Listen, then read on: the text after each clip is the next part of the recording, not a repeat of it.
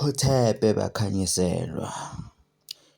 We welcome you today on our video series on the ancestral cloths.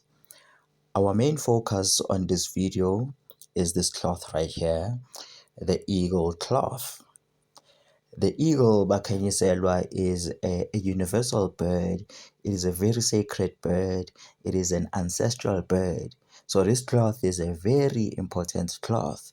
In fact, it is at these times where I feel like I just don't have enough words to really project, things in a way that I would like. But this is a very expansive cloth, and I can spend hours just talking about the mysteries of this cloth. But at the same time, I don't have the words. I'm in a loss for words. So please just bear with me. The eagle is universally recognized as a sacred bird among different tribes, among different traditions and religions. And it is always associated with power, royalty, God, and the divine self. Another bird that is of a similar stature is the hawk, right? The eagle, Ukhozi, is a royal bird. It is a bird of power. The initiates of this cloth are those type of initiates that work directly with the mysteries of ascension. If you listened to my other videos, you will notice that I always say that each cloth has its own ascension and ascension teachings. The initiates of this cloth are those whom we may call the Abakhulu Bantu. These are the type of initiates that are directly working with ascension. As initiates, they work with the Abakhulu Bantu, the ascended masters, and at the same time, they are working towards ascension. Everything they do in terms of spirituality is based on ascension. Their initiation is a preparation for ascension. The eagle is a symbol of ascension because the eagle flies very high, Bakanyese. Even the places where eagles choose to live are very high places. Eagles will always choose the highest mountain to make their nest. These are airy places. They are high places, ascended places. That's why the eagle is used to represent one who is ascended or one who is working towards ascension in Pagamo.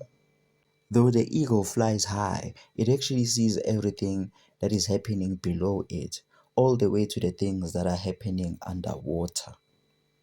The eye of the eagle is exactly like the eye of the rooster in terms of the mood. They both have a fierceness, a ruthlessness, and an awesome detachment associated with them. When we speak about ascension under the mysteries of the Bantu, we are speaking about a very sensitive subject, Makanyezelo. This is because this is actually a very deep secret, and traditionally, such things are left hidden. Such mysteries are rarely revealed to the outside world among the tribes. Yet the Bantu, or in fact the indigenous world, has long discovered these mysteries. They knew about ascension and its mysteries even before the New Agers, the Theosophists, Christianity, etc. The Bantu, in their skin-wearing traditions, knew much about the many functions of a pyramid, especially that function that helps initiates ascend. They knew about the pathway to heaven, and they knew exactly which mountains and which caves can be used to round themselves off into other worlds. There is an ancient indigenous interpretation of spirituality and ascension. Such an ancient interpretation is encoded within this cloth right here, the eagle's cloth. In fact, all the cloths have their own ascension, which is to say, a sangoma has his own way of ascension, a dreamer has her own way of ascension, the weaver, the shapeshifter, they all have their own way of ascension. In terms of this cloth, it speaks now directly of ascension and nothing else.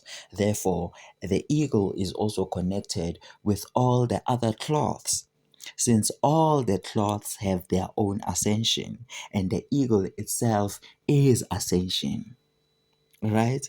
Hence, the ascension of each cloth is accompanied by the eagle. For example, the ascension of a sangoma is represented by a winged serpent, that is a cobra with eagle wings.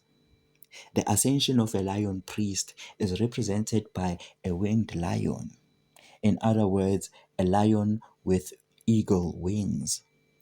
We have the winged leopard, the winged tiger, and the winged elephant, etc. All of this represents ascension. So when we mix the eagle's cloth with any other cloth, it represents the ascension of that cloth, because the eagle represents the highest level of initiation within each cloth. Every cloth has its own ascension. Another thing that makes the eagle a perfect symbol of ascension is because the eagle represents freedom. And yes, the initiates of this cloth are the masters of freedom. Freedom from what? Freedom from the physical world and its physical systematic boundaries. Hence, Aba Ngoma abafihliweyo, the hidden ones, say the Abakhulu Bantu are beyond any secret brotherhood, save the brotherhood of humanity, meaning that they are beyond any physical constructs.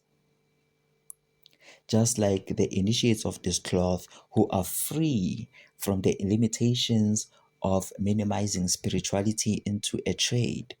Therefore, they stand beyond all the other cloths, and yet they represent the ascension of all the other cloths. Are you with me? The eagle is very intense, Wakanyasel, because it covers all initiations, and it is the end of all initiation. It is the end of all physical initiation. The elders say this is the final journey. The people of this cloth are very old souls, and it's like they are at the end of their evolutionary cycle. When you look at the order of abangoma abafihliweyo, the abadala basekhemu, they say there's the pupil, you remember, there's the disciple, the brother, the elder, the master, and the isangoma. They tell you that one cannot be a sangoma unless one has achieved the level of mastery in their previous lifetime. Meaning that in order for you to be a sangoma, you must be a very old soul.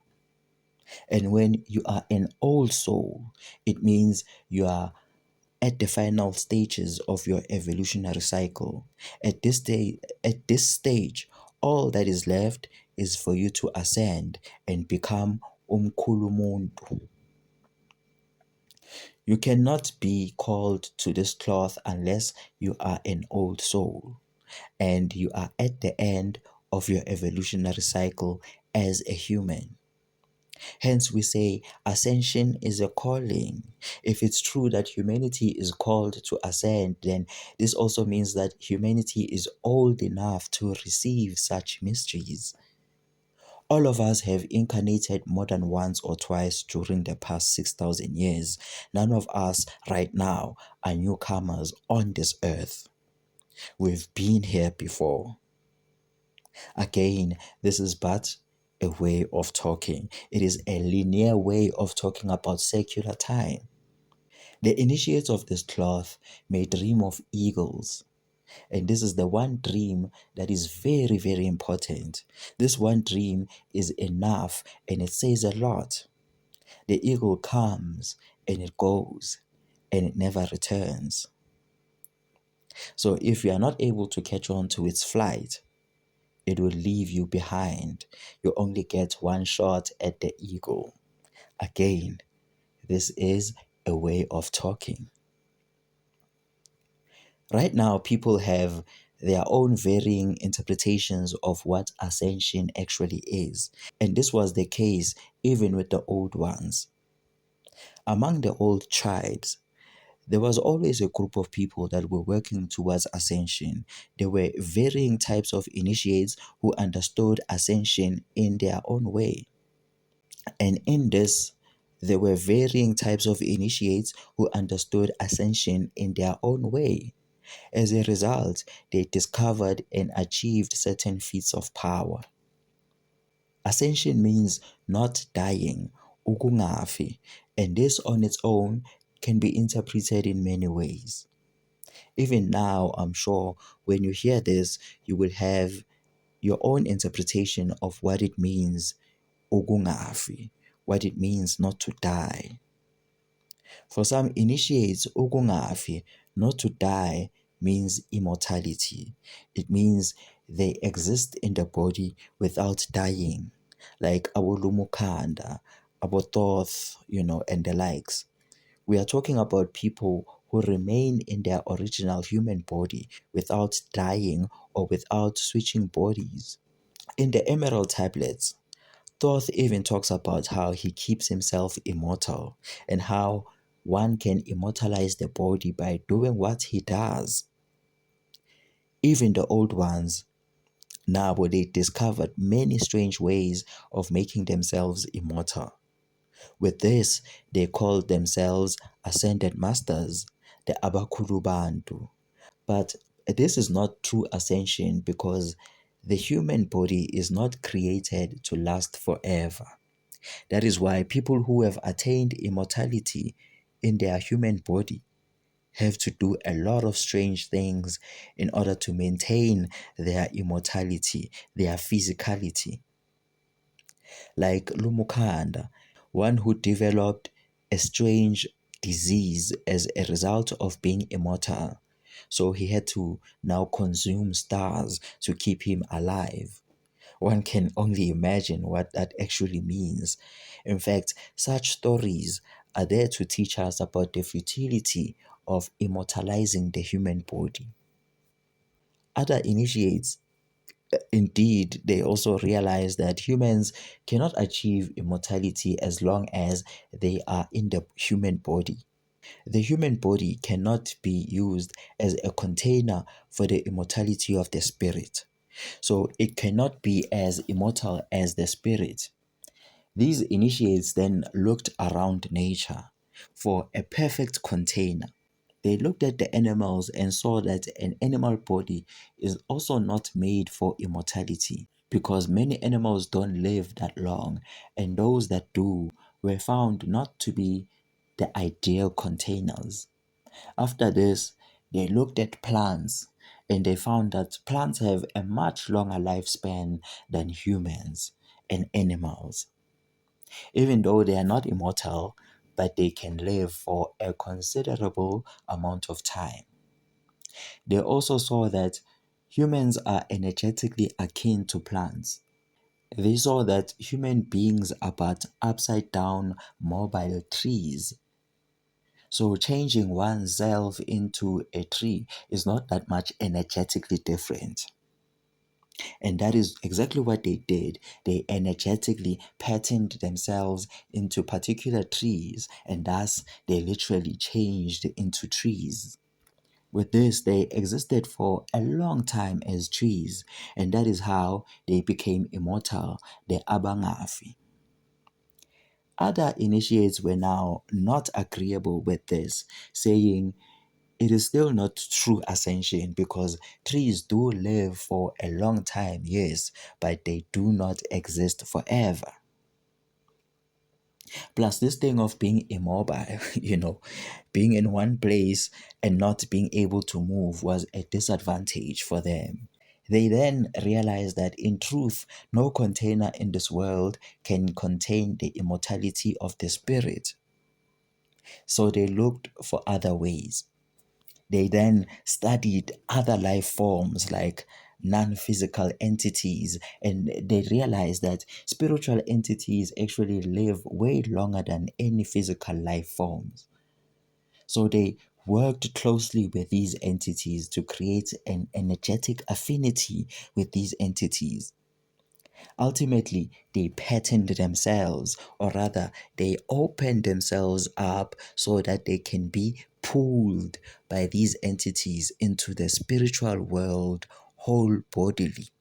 In doing this, these initiates entered the world of these spiritual entities and they exist alongside them. Whether as their companions or as their slaves, nobody knows. This is a very complicated and a very dangerous maneuver. From all of these experiments and variations of immortality and ascension, they developed lineages and various mystery schools based around these various forms and interpretations of immortality and ascension. And the story still continues. It's just that to continue with the story, it will take time. And I think I'll have to continue with this when I speak about, when I go deeper into the mysteries of the new initiates. But then this all boils down to the fact that true ascension is a process of uniting edlozi netong, where you enter into etongweni whole bodily. When you do this, you expand your consciousness and you become something like Lucy. For those who know this movie, especially at the end of the movie when she has reached 100% brain capacity, she then dematerializes. When they ask her where she is, she says, I am everywhere. This is basically how you become when you are ascended. You become something beyond human. You become omnipresent, omnipotent, and an omniscient being. You are everywhere and nowhere, everything and nothing at the same time. Full ascension is about dematerializing the body. It is not about remaining in the body. It is about going back to our original state of nothingness, where we burst from within.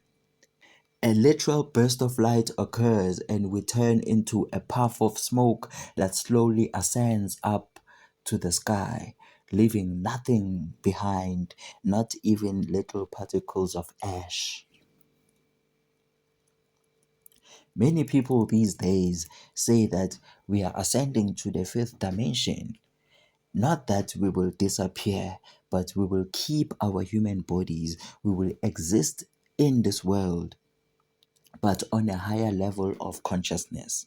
Definitely, this makes a lot of sense because we can attain fifth dimensional consciousness while still existing in the same human body. This is the level of Isangoma among the hierarchy of Abangoma Abafihliweyo. We can attain fifth dimensional consciousness while still in the physical body. Besides inhabiting new bodies, like inhabiting our fifth dimensional bodies or resurrecting our ancient immortal bodies, like some teachers describe it, we can exist in this body while we have attained fifth dimensional consciousness.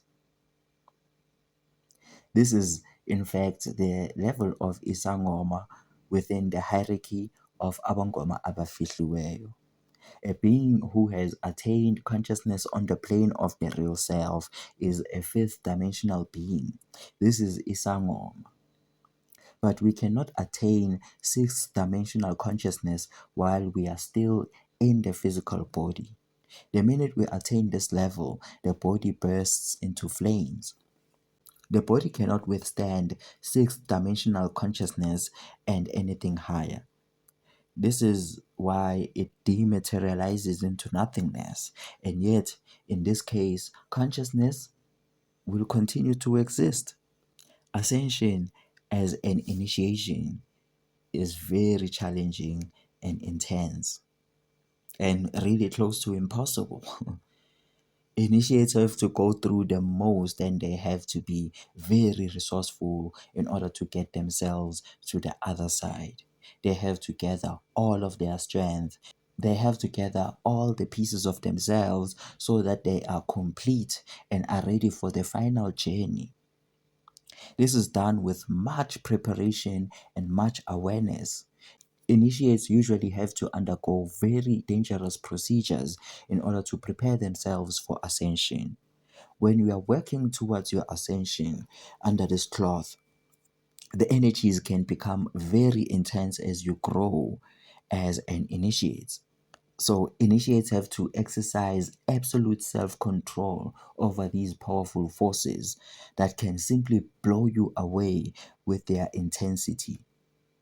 In the beginning stages of this initiation, you are working towards ascension, but at some point, the energies will get very intense where now you are no longer pushing towards ascension, but you are now being pulled by the energies of ascension. At this time, you have to pull away. It's similar to a person who has an involuntary trance. The spirit can awaken involuntarily. And if you are not in a proper space and it's not a proper time, you can simply pull yourself away from that trance. But with these initiates, the pull is much, much stronger and it has very serious consequences. Other initiates may experience a stroke as a result of having an involuntary Kundalini awakening, while these initiates may experience the burst of the inner flame from within. This fire can spontaneously burn them involuntarily, and if their time hasn't come yet, they have to stop it. So, on this level, the initiate is no longer working towards ascension, but he's keeping himself from ascending. On this level, the initiate has to reverse the tide. He now has to ground himself and anchor himself into this world, especially if his time for ascension has not come yet. When the time comes for the initiate to ascend, he simply has to let go of himself and he will automatically ascend.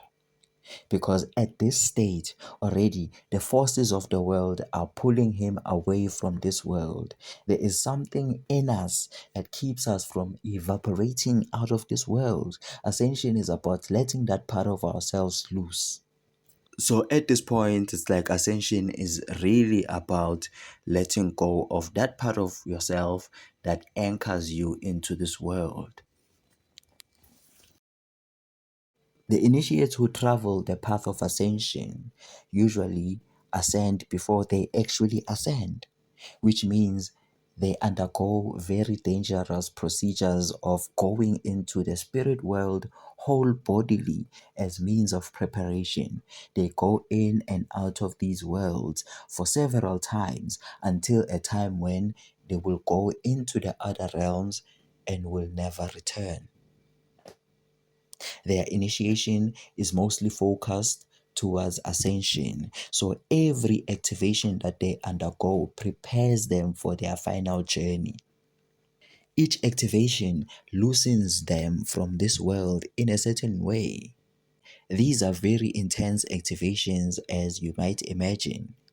Imagine the kind of preparation you would have to undergo in order to exist for eternity in another world.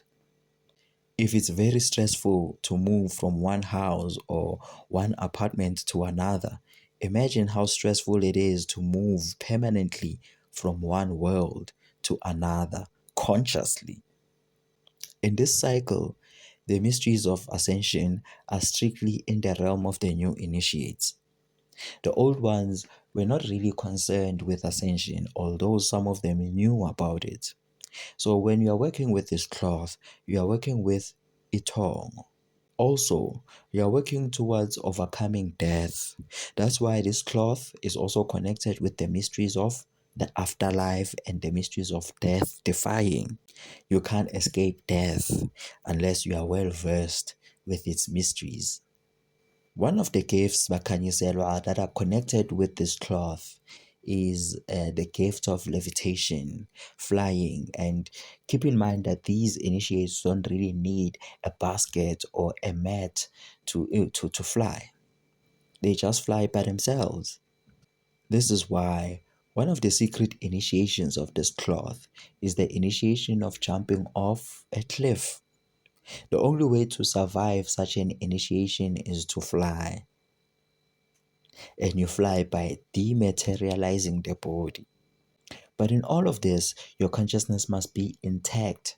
Such an abstract state would be symbolized by a bird with a human head, the body of the eagle, the falcon, or the hawk with a head of a human.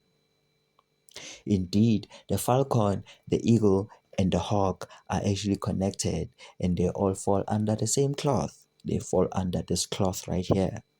So the initiations that are under this cloth are very intense, Bakanyeselo. In fact, when I speak about the initiation of jumping off a cliff, I'm reminded of the story of Ushembe, where it is said that he died when he threw himself off a cliff. For the eagle cloth initiate, this would seem much like a failed initiation on his part, because that is but one of their initiations. The symbol of a body of a bird, eagle, hawk, or falcon, with a head of a human, is a very sacred symbol of ascension. And in truth, if we were to contextualize the teachings Zabangoma Abafihliweyo, the hidden ones, those teachings will be best represented by the eagle cloth. The teachings we covered about the mystery of Idlozi Netong, which also fall under the Abangoma Abafihliweyo. They belong to this cloth right here, the eagle cloth. The Abadala Basekemu are the initiates of the eagle cloth. Their teachings represent the highest teachings and the highest level of initiation. Therefore, their teachings are applicable to all the other cloths.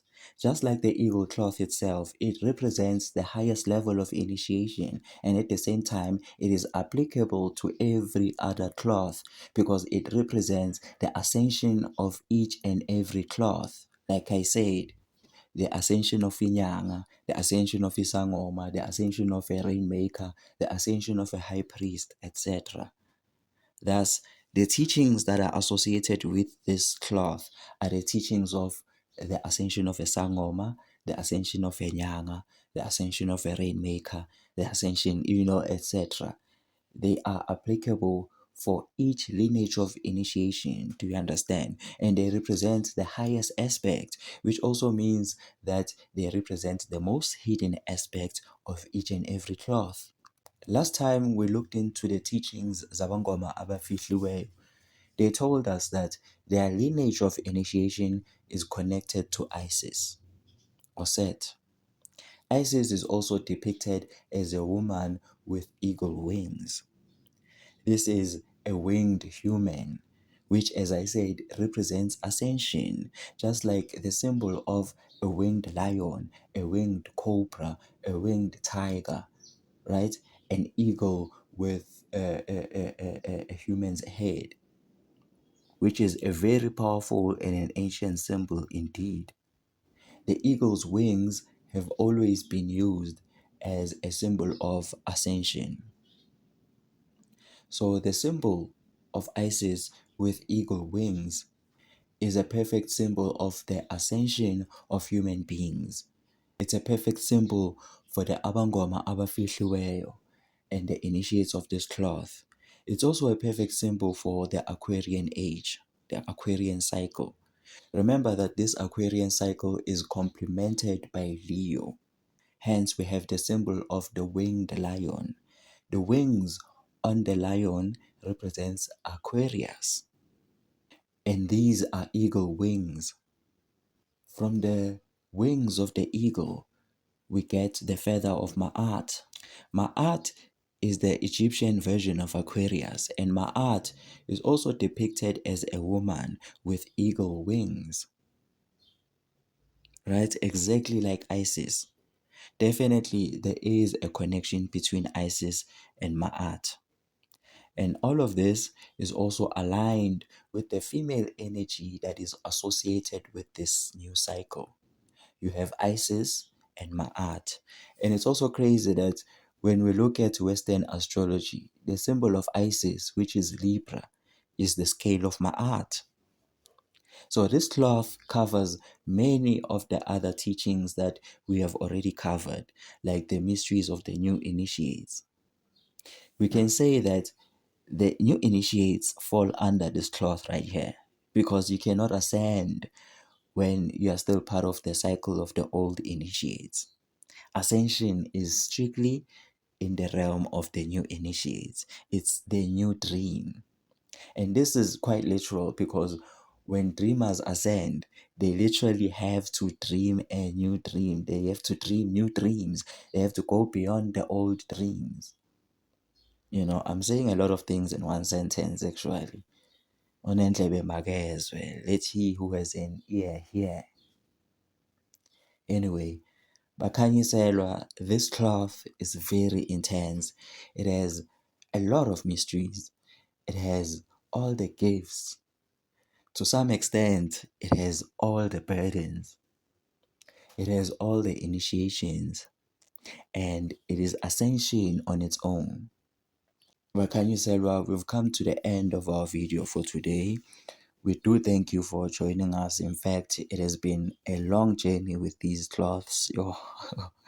And there's a whole lot more to cover. In fact, we still have part 2 of these cloths.